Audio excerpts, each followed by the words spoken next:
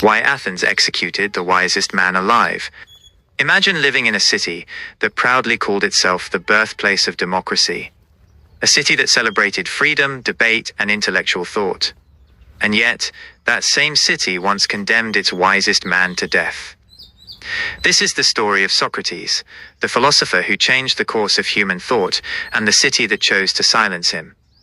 Socrates lived in Athens during the 5th century BCE. Unlike many teachers of his time, he did not run a formal school, write books, or claim to possess wisdom.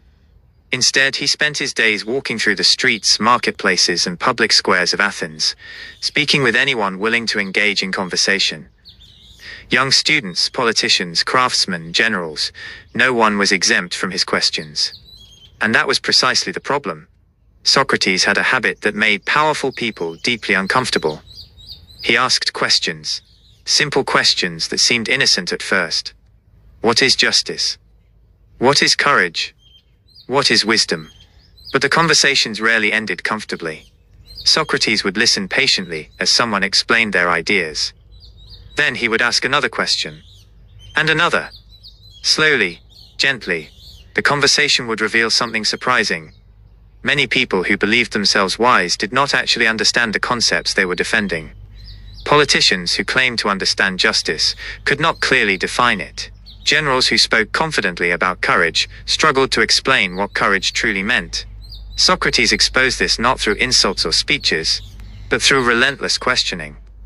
This method became known as the Socratic method, a form of dialogue that forces people to examine their own beliefs. To many young Athenians, this was thrilling. They followed Socrates through the city, watching as he dismantled the confidence of influential figures with nothing but questions. But to others, it was humiliating. Over time, resentment began to grow.